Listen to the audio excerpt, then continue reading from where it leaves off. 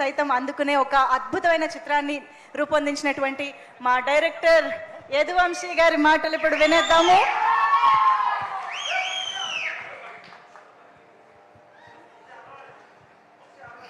మళ్ళీ ఒకటే మాట, చాలా ప్రిపేర్ అయ్యొచ్చాను, అన్నీ మర్చిపోయాను.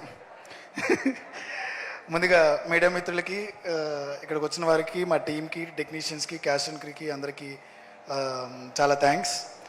క్యాస్ట్ అండ్ క్రూకి కంగ్రాచులేషన్స్. నేను ఎవరికి థ్యాంక్స్ చెప్పుకోను, బట్ మాటలో థ్యాంక్స్ అని వచ్చేస్తుందిలే.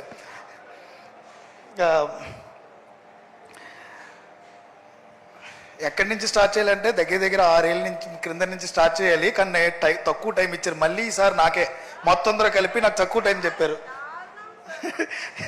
నాకు ఇచ్చింది 10 నిమిషాలు. నాకు తెలిసినంత వరకు నా టీం గురించి మాట్లాడాలంటే ఓ పోడ్కాస్ట్ అయినట్టు 2 గంటలు పడుతుంది నాకు. బట్ డెఫినెట్లీ దేవుణ్ణి ఒకటి కోరుకుంటాను. నేను ఎప్పుడు మేనిఫెస్ట్ చేస్తుంటాను, ఎప్పుడు మేనిఫెస్ట్ చేస్తూనే ఉన్నాను. నేను ఈ సినిమా అర్జున్ చెప్పినట్టు అర్జున్ నాతోనే ఉన్నాడు ఫస్ట్ నుంచి, సుభాష్ నాతోనే ఉన్నాడు, కేఆర్ నాతోనే ఉన్నాడు, మా తమ్ముడు నాతోనే ఉన్నాడు. ఈ జర్నీ స్టార్ట్ అయినప్పుడు ఈ సినిమా ఎవరైనా మిస్ చేసుకుంటే అయ్యో కమిటీ కూరలు మిస్ చేసుకున్నారేంటి అని పక్కనోడు కొంచెం మంది ఓవర్గా అనిపించేదేమో. బట్ డెఫినెట్లీ అది నమ్మాను, చాలా గట్టిగా నమ్మాను. నేను టార్గెట్ నేషనల్ అవార్డు అని గ్రూప్లో పేరు పెట్టాను. సినిమా నేరేట్ చేసినప్పుడు ఇది నేషనల్ అవార్డు కొడుతుందని చెప్పాను. ఏ ఆర్టిస్ట్ దగ్గరికి వెళ్ళినప్పుడు అలా సార్ ఇది నేషనల్ అవార్డు సినిమా సార్ అని చెప్పాను. అది నిజంగా కావాలని చెప్పాను, లేకపోతే నాకేం తెలీదు. బట్ కథను నమ్మాను అంతే. కథను నమ్మితే సరిపోదు, ఆ కథని మనం అనుకున్నది ప్రజెంట్ చేయడానికి మనకు ఒక తోడు కావాలి.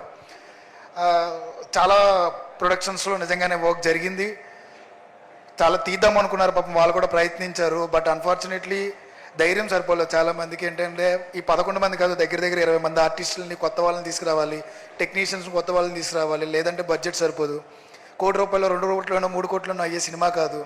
దానికి ముందు కొన్ని పాస్ట్ రిజల్ట్స్ ఏమన్నా చూస్తే పెళ్లి చూపులు సినిమాకి 1 కోటి రూపాయలు ఖర్చు పెట్టారు, కంచర్పాలెం 1 కోటి రూపాయలు ఖర్చు పెట్టారు, అప్పుడే వచ్చిన అర్జున్ రెడ్డికి 3-3.5 కోట్లు ఖర్చు పెట్టారు. అదే కొత్త వాళ్ళతో చేసిన హైయెస్ట్ బడ్జెట్స్ తెలుగు సినిమాలో. బట్ అంతకు మించి బడ్జెట్లు జరగవు. నేను ఇవ్వడమే ఏదో మ్యానిపులేట్ చేయడం కోసం.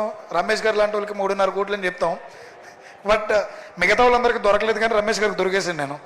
ఈ 3.5 కోట్లు అని చెప్తున్నాడు, కథ ఎంత చెప్తున్నాడు. ఆయన అప్పుడే అవ్వదులే అమ్మా, ఇంకొంచెం ఎక్కువ అవుతుందిలే, సర్లే నువ్వు బడ్జెట్ గురించి చదువు, నీకు సినిమా మీద మేకింగ్ మీద కాన్సన్ట్రేట్ చేయన్నారు. సరే ఒకసారి వెనక్కి వెళ్తే మిగతా ప్రొడక్షన్స్లో ఆడిషన్స్ చేశాను నేను, వేరే డిఫరెంట్ ప్రొడక్షన్స్లో. మట్టిలో మాణిక్యాలు అంటారు కదా, అలాంటి వాళ్ళని పట్టుకున్నాను 11 మంది. ఒక్కొక్కరికి డిఫరెంట్ బ్యాక్డ్రాప్. వాళ్ళకి మిగతా సినిమాల ఎక్స్పీరియన్స్ కానీ ఇవి కానీ లేవు. అప్పటికి నేను ప్రసాద్ బెహ్రా అనుకుంటా, సీనియర్ మోస్ట్ జూనియర్ అదే యూట్యూబర్. అప్పుడే ఫేమస్ అవుతున్నాడు నాకు తెలిసి ప్రసాద్. తన డిఫరెంట్ ఇది ఉంది. నాకు తనని కమెడియన్గా చూడదలుచుకోలేదు, ఏదో యాక్టర్ని చూశాను నేను. ఆ రోజు అతనితో మాట్లాడాను, మిగతా యాక్టర్స్ని అందరినీ ఆడిషన్ చేశాను. అందరిలోనూ ఇప్పటికీ చెప్తాను, ఆత్రం 1 ఆఫ్ ది బెస్ట్ ఆడిషన్ ఇచ్చాడు నాకు. ఆత్రం క్యారెక్టర్ ఇక్కడ లేడు, బట్ ఇంటి దగ్గర ఉన్నాడు. వీళ్ళందరిలో చూస్తుంటే నేను ఒకటి ఫీల్ అయ్యా, అరే ఇంత కష్టపడుతున్నారు కదా వీళ్ళు. ముందుకు వెళ్ళిపోతున్నా, మళ్ళీ ఒకసారి వెనక్కి వస్తా. ఒక్కొక్కరిని ఆడిషన్ చేసుకుంటూ వెళ్తే తేజస్వి ఒక రోజున ఆడిషన్కి వచ్చింది, మాట్లాడింది. ఆ తర్వాత మళ్ళీ తన వేరే కమిట్మెంట్స్, వేరే సినిమా ఉండడం వల్ల అయ్యో ఈ అమ్మాయి మిస్ అవుతుంది, నేను ఈ అమ్మాయిని వదలదలుచుకోలేదు. సేమ్ టీనా శ్రావ్య కూడా వేరే క్యారెక్టర్కి సెలెక్ట్ అయింది. అరే నాకు ఈ అమ్మాయి సినిమా కావాలనిపిస్తుంది, ఆ అమ్మాయి కూడా వేరే సినిమాలోనో వేరే దాంట్లో వర్క్ చేస్తుంది, నాకు ప్రొడక్షన్స్ ఓకే అవ్వట్లా. ఎక్కడికి వెళ్ళినా ఈ కొత్త వాళ్ళ ఫేసులు చూపించి వీళ్ళు హీరోయిన్ అండి, వీళ్ళు హీరో అండి అంటే, యూట్యూబ్లో చేసిన వాళ్ళు వీళ్ళు హీరోయిన్లు అండి, వీళ్ళకి అసలు ముఖమే తెలియదు, ఈడి హీరో అంటే నిజంగా నన్ను అడిగారు. నాకు ఆపర్చునిటీ కూడా ఇవ్వాల.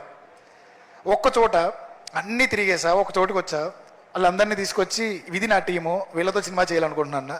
అవునా, ఓకే. నాకు అర్థం కాల, నిజంగా ఓకే అన్నారా, లేకపోతే నాకు ఓకే అని చెప్పి తర్వాత నన్ను నా మీద ఎక్కి మొత్తం అంతా మార్చేస్తారా? లేదు, డిసైడ్ ఓకే మ్యూజిక్ నేను ఆల్రెడీ పాటలు చేయించుకున్నానండి, ఈ పాటలో మీకు నచ్చినాయా? బాగున్నాయి, ఓకే. రాజుగారు అని చెప్పి మేడం యాక్చువల్లీ పరిచయం చేశారు. సార్ని అప్పుడెప్పుడో తిరిగి ఆయన దగ్గరికి వచ్చాం. ఓకే. అన్వర్ అలీ నేను ఎప్పటి నుంచో ట్రావెల్ అవుతున్నాను, ఓకే. ప్రొడక్షన్ డిజైనర్ ప్రణయ్ నేను ఒకసారి కలిసి, ఓకే సార్ ఈ అమ్మాయి కొత్త ఆర్టిస్ట్ విష్క అని నేను ఆడిషన్ చేశాను, అమ్మాయి చాలా బాగుంది, ఒకసారి మీరు పైకి వచ్చి చూస్తారా? ఈ అమ్మాయి కామ్గా నీరసంగా నీట్గా వచ్చిందన్నమాట పద్ధతిగా నా దగ్గరికి. మీ ఇద్దరం కూర్చున్నాం, రమేష్ గారు నేను రూమ్లో. ఈ అమ్మాయి చాలా బాగా చేసింది సార్, ఏంటి ఇంత కామ్గా ఉంది అనుకున్నా. వచ్చిగానే చీర పైకి పెట్టింది పైకి.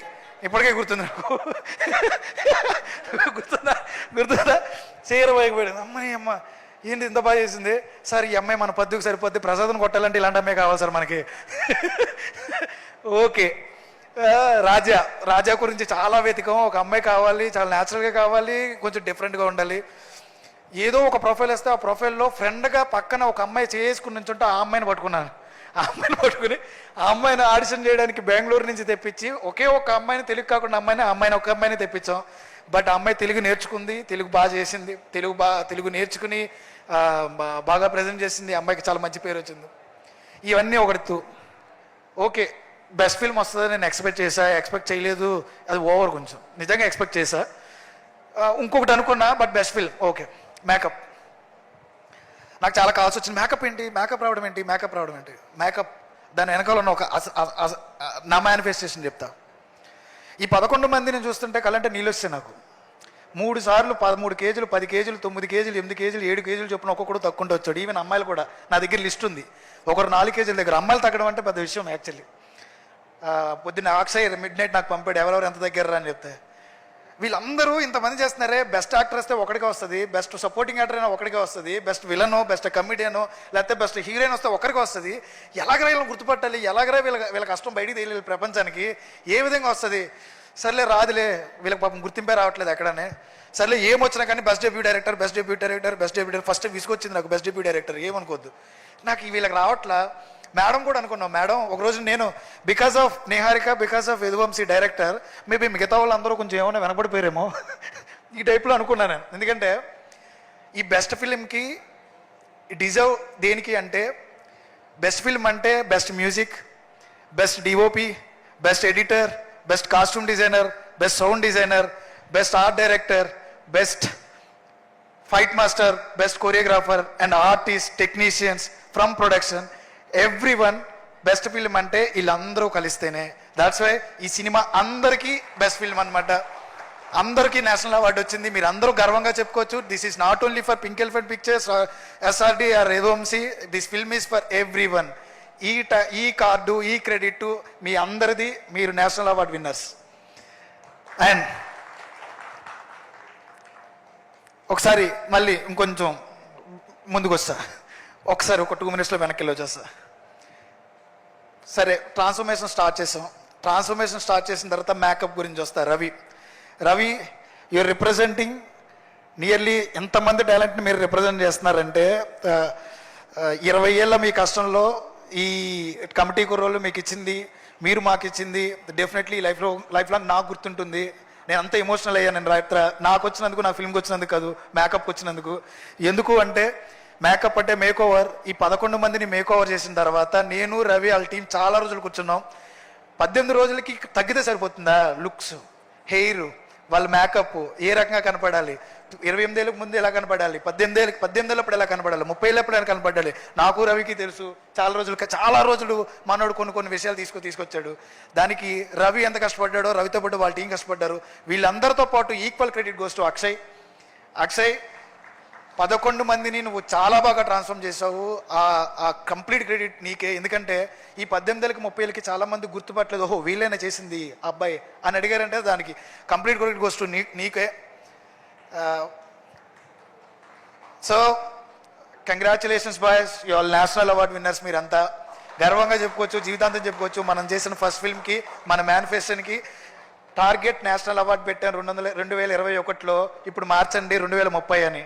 టార్గెట్ 2030, 2030కి. I just want to see you in next level stage.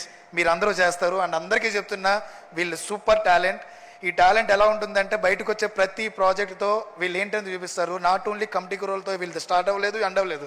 వీళ్ళు ఎప్పటి నుంచో పోరాడుతున్నారు. కమిటీ కుర్రోలు ఒక ముందుకు వచ్చింది, నెక్స్ట్ వచ్చే ప్రాజెక్టులన్నీ కూడా అలాగే వస్తాయి. ఆల్రెడీ మా అమ్మాయిలందరూ ప్రూవ్డ్. లాస్ట్ ఇయర్ వచ్చిన Raju weds Rambai, court, Dandora and pre wedding show టీనా సావి, ఆ నలుగురు కూడా అవార్డ్స్ కొట్టారు. I'm very much happy. ప్రతి ఒక్కరు ఒక్కొక్క సినిమా చేస్తున్నారు. Thank you so much. Committee కుర్రలో నాతో పాటు నాకు ఒక ఫ్యామిలీ, పెద్ద ఫ్యామిలీ వచ్చింది. 4 ఏళ్ళు బీటెక్ కాలేజ్ చదివినట్టే, డిగ్రీ కాలేజ్ చదివినట్టే మీతోనే ఉన్నాను. మీరు తప్పితే ప్రపంచం తెలియదు నాకు. ఇప్పుడు బయటికి వెళ్తున్నా కానీ మళ్ళీ మీరే కావాలి నాకు. ఇంకా రమేష్ గారు, సంవత్సరం తర్వాత నిజంగానే నేను బయట తిరిగి రెండోసారి వెనక్కి వచ్చా. ఎందుకో చెప్పనా, నాట్ బికాస్ ఆఫ్ నిహారిక గారు, సారీ మేడం, నిహారిక గారి గురించి కాదు, రమేష్ గారి గురించి వెనక్కి వస్తాను నేను. ఎందుకంటే అదృష్టం ఉండాలి రమేష్ గారు లాంటి ఎగ్జిక్యూటివ్ ప్రొడ్యూసర్ దొరకాలంటే. ఏ డైరెక్టర్కైనా, ఎవరికైనా, ఏ ప్రొడక్షన్కి అయినా నేను ఒకటి నమ్ముతా, మనకు అన్నీ తెలుసు అనుకుంటాం కదా, మనకేం తెలీదు. తెలిసినోడు ఉంటే మాత్రం మనలాంటి టాలెంట్, అంటే నాకు లాంటి ఒక చిన్న ఇంగిత జ్ఞానమో లేకపోతే ఏదో అంటారు దాన్ని, అలాంటి ఉన్న వాళ్ళకి ఒక చిన్న పుష్, చిన్న గైడెన్స్ ఉంటే ఏదైనా చేయగలం. ఓన్లీ బికాస్ ఆఫ్ రమేష్ గారు ఈరోజు కమిటీ కుర్రోళ్ళు ఇక్కడ వరకు వచ్చింది. లేదు ఇంకొక ప్రొడక్షన్ చేతిలో పడి ఉంటే ఈ సినిమా మేకింగ్ ఇలా ఉండేది కాదు. నేను ఇక్కడ ఇది కావాలంటే ఇక్కడ ఇది కాదు వంశీ, ఇంకో రూపాయి పెట్టాలి సార్, ఇక్కడ ఇది అవసరం లేదమ్మా ఇంకా తగ్గించాలి, ఎక్కడ తగ్గించాలి ఎక్కడ పెంచాలో చూసి ఆ సినిమాని అంతలా మేకింగ్ చేసినాడు only because of Ramesh garu. Thank you so much sir, thank you so much sir. మీరు లేకపోతే నిజంగా కమిటీ కుర్రలేదు. అండ్ ఐఎమ్ ష్యూర్ బరీ ఆల్సో ఆయన గైడెన్స్లోనే వెళ్తున్నాం మేము. ఆయన చాలా మంచి గైడెన్స్ ఇస్తున్నారు, ఏ విధంగా చేయాలి, ఏ విధంగా వర్కౌట్ అవుతుందని. ఆ గైడెన్స్ నిజంగా నాకు చాలా ఉపయోగపడుతుంది. తర్వాత thank you so much sir. Phani అన్న, దీపక్ కల్పించాడు నాకు. Deepak, I miss you Deepak. ఇండివిజువల్గా 11 మంది గురించి మనం తర్వాత మాట్లాడుకుందాం. ఇక్కడ చాలాసార్లు మాట్లాడాను. Okay, I love you all, అంతకుమించి ఏం లేదు. అమ్మాయిలు కూడా ఐ లవ్ యూ ఆల్. మన ఫనీ అన్న బడ్జెట్ ఇంకొక ₹1 పెరుగుతుందన్న. అవునా తమ్ముడు, సరే చేసేద్దాం. రమేష్ గారి దగ్గరికి వెళ్దా. రమేష్ గారు ఆయన అలాగే అంటాడు సరిగ్గా మాట్లాడుకో, నువ్వు వెళ్ళి అన్న ఫనీ అన్న, అరే తమ్ముడు నువ్వు వీటి గురించి మాట్లాడుకోవచ్చు, మేము అవే మాట్లాడుకుంటాం, నువ్వు ఇల్లు నీకేం కావాలంటే. ఇలాంటి ప్రొడ్యూసర్ కూడా నిజంగా చాలా అదృష్టం అండి. ఆయన ఏమీ ఆలోచించలేదు, ఇద్దరు నమ్మాడు. ఒకటి నన్ను, మొట్టమొదటిగా నమ్మింది నిహారిక గారిని.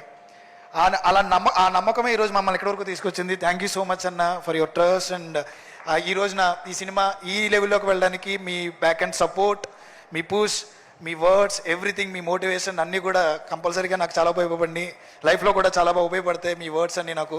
థ్యాంక్ యూ సో మచ్ అన్న. And finally my boss, my sister. నేను ఇప్పుడు చెప్తా, పింక్ ఎలిఫెంట్ పిక్చర్స్ మనందరూ పుట్టినిల్లు. ఆవిడ గురించి ఎంత చెప్పినా తక్కువేనండి.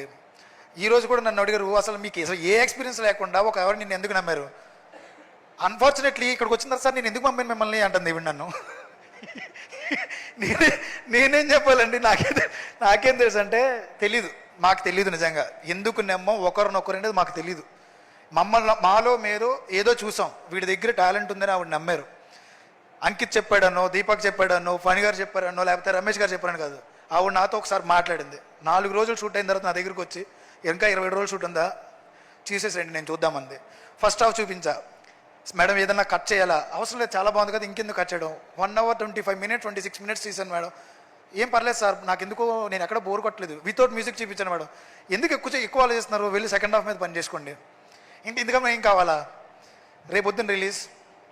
ఈ రోజున అంత ఈజీగా రాలేదు నాకైతే ఏది ఈజీగా రాలేదు. ఈ 30 ఏళ్ళలో సర్లే వయసు దాచుకుందాం, 28 ఏళ్ళలో ఏది ఈజీగా రాలేదు. రేపొద్దున రిలీజ్. ఓటీటీ ఏది కొనలేదు మనది, అందరికీ ఎవరికి తెలియదు అనుకుంటా. ఓటీటీ ఏది కొనలేదు. నియర్లీ 9 crores ఉంది మన మీద. పోతే మంది ఒక 2 ఏళ్ళ జీవితం, 9 కోట్ల డబ్బు అక్కడ. మళ్ళీ వెనక్కి రాగలరా, నిజంగా నమ్మగలరా ఎవరైనా? ఏం చేయాలో అర్థం కావట్లా. డిస్ట్రిబ్యూటర్స్ దగ్గర గురించి కూడా నాకు తెలిసి అంత పాజిటివ్గా లేదు, ఎందుకంటే నెగిటివ్ టాక్ ఉంది. ఎవరికీ తెలియదు నెగిటివ్ టాక్ లేదు. ఆ సినిమాలో అది బాగాలేదంటే ఇది బాగాలేదంటే 10 నిమిషాలు కట్ చేయాలంట, 5 నిమిషాలు కట్ చేయాలంట. జస్ట్ పక్కల ముందు అంది, ఏం కట్ చేయక్కర్లేదు, నా సినిమా మీద నాకు నమ్మకం ఉందని చెప్పింది. ఇప్పుడు బయటకు వస్తాం, రోడ్డు మీద వాక్ చేస్తున్నాం, సార్ డబ్బులు పెట్టిన వాళ్ళకి ఏం సమాధానం చెప్పాలని మాత్రం ఆలోచిస్తున్నాను సార్ నేను అంది నాతో. మీరేం ఆలోచిస్తున్నారంటే, మేడం 9 కోట్లు పెట్టించాము, ఈ బరువుకు అయిపోయింది, భయం వేస్తుంది. ఒకవేళ ఇదేమన్నా ఫెయిల్ అయితే మన కమిటీ కుర్రోళ్ళ సినిమా, ఇంకెవరైనా డైరెక్టర్ వెళ్ళి ఇంత బడ్జెట్ అవుతుందండి ఒక సినిమా కంటే ఎవరైనా నమ్ముతారా? నమ్మరు సార్. ఎలాగైనా హిట్ అవ్వాలి మన సినిమా, ఎలాగైనా హిట్ అవ్వాలి మేడం, ఎలాగైనా హిట్ అవ్వాలి మేడం. హిట్ అవ్వకపోతే అందరి కెరీర్లు, లేకపోతే ఏం జరుగుద్ది నెక్స్ట్ ఫ్యూచర్ జనరేషన్లో ఎవరైనా వచ్చేవాళ్ళు ఎవరైనా కమిటీ కూరల్లా కానీ చూసి చెప్పాను. ఇమీడియట్గా నాకు కాల్ వచ్చింది 35 ప్రొడ్యూసర్ సృజన్ నుంచి సినిమా రిలీజ్ అయిన తర్వాత. నాకు హోప్ ఇచ్చావు వంశీ 35 సినిమా రిలీజ్ చేయడానికి, బయట ఎవరు మార్కెట్లో సినిమాలు చూడట్లేదు, థియేటర్ రావట్లేదు అన్నారు, నీ సినిమా చూసిన తర్వాత నాకు హోప్ ఇచ్చావు అన్నాడు సృజన్. అంత హోప్ ఇచ్చడానికి ఒకే ఒక ధైర్యం, ఒక్క రూపాయి కూడా బిజినెస్ జరగల, 9 కోట్లు భుజాన్ని పెట్టుకుని నెత్తి మీద పెట్టుకుని రిలీజ్ చేసింది. ఇంతకు మించిన ధైర్యవంతులు ఎవరైనా చూడగలమా? ఫస్ట్ సినిమా, చిన్న అమ్మాయి, థియేటర్స్ దొరకట్లా, ఓటీటీ కొనట్లా, వాళ్ళకి ఇచ్చేది రూపాయి 2 రూపాయలు ఇస్తాను అంటున్నారు. ఏమీ ఆలోచించాల, నా సినిమా మీద, నా కంటెంట్ మీద, నా పీపుల్ మీద నమ్మకం పెట్టుకుంది. నమ్మకం పెట్టుకున్న ఆ నమ్మకం ఆ రోజున ఎప్పుడు అడిగేయకుండా సరే అమ్మేద్దాం, ఆ 2, 3 వస్తుందో అనుకోలా, భుజాల మీద వేసుకుంది. ఈరోజు ఎక్కడ నిలబెట్టిందంటే అదిగో బెస్ట్ తెలుగు ఫిల్మ్ కమిటీ కుర్రోళ్ళు, బెస్ట్ డెబ్యూ డైరెక్టర్ ఇఫీ గోవాలో బెస్ట్ డెబ్యూ డైరెక్టర్గా నామినేట్ అయ్యా, best debut director Filmfare, state Gaddar. అసలు వాటి నాటి ఏం రాలేదు నాకు, అది మాత్రం వాడుకుంది, ఏం రాలేదు నాకు.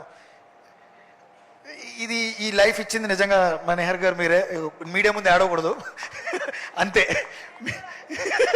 మీడియా ముందు ఏడవకూడదు. డెఫినెట్లీ బయటికి లోపలికి వెళ్ళి ఇక్కడ నుంచి అరవను కూడా అరవలేను, ఫేక్గా అరవలేను, లేకపోతే ఇంకోటి చేయలేను. కామ్గా పక్కెళ్ళి నేను కూర్చొని ఏడుస్తా, అది మాత్రమే నాకు తెలుసు. ఏ ఎమోషన్ బయట పెట్టలేను, జస్ట్ నవ్వుతూ ఉంటాం. ఈరోజు చాలా ఆనందంగా ఉంది నాకు. మా వాళ్ళందరూ చాలా సినిమాలు చేస్తున్నారని చెప్తున్నారు. మాకు తెలుసు వీళ్ళందరూ ఎంత కష్టపడ్డారో. 10 రూపాయలు ర్యాపిడోకి, 20 రూపాయలు ర్యాపిడోకి లేక బైకుల మీద లిఫ్ట్ అడిగి వచ్చాడు మా బ్రిటిష్ గాడు, నాకు అసిస్టెంట్ ఇచ్చాడన్నా అన్నాడు. చాలా నాకు అది. రేపొద్దున షూట్ అనగా వాళ్ళ మదర్ చనిపోయారు తేజస్వికి. ఆ రోజున షూట్ గురించి ఏం ఆలోచించకుండా ఇంకెవరో ఆర్టిస్టులు కాంబినేషన్ లేదంటే తర్వాత రోజున క్రిమేషన్ అయిన తర్వాత రోజున వెంటనే మార్నింగ్ వస్తుంది. నువ్వు చాలా పెద్ద ప్లేస్ ఉంటుంది Teju, each and every person. Visika చాలా కష్టపడ్డావు నువ్వు. ఏదో ఒక చోట నాకు చిన్న బాధ ఉంది, కమిటీ గురువులు నీకేమి ఇవ్వలేదేమో అన్న ఫీలింగ్ ఎప్పుడు ఎందుకు ఉంటుంది నాకు. ఎందుకు చాలా సీన్లు కట్ చేశానని ఫీల్ అవుతూ ఉంటాను, ఎందుకు మీడియా ముందు చెప్తున్నాను నేను. బట్ డెఫినెట్లీ వన్ డే మళ్ళీ నేను సినిమా చేస్తాను, నీతో రోజును పిలుస్తా.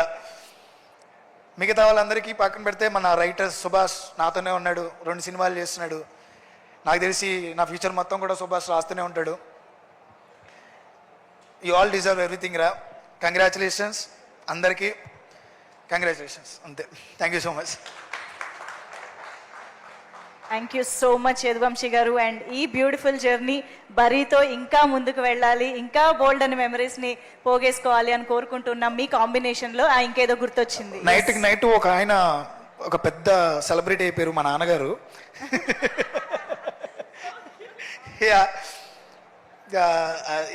It was really very emotional moment. మా నాన్నగారు నా దగ్గరికి వచ్చి నా కొడుకు నేషనల్ అవార్డు గ్రహీత అనడం.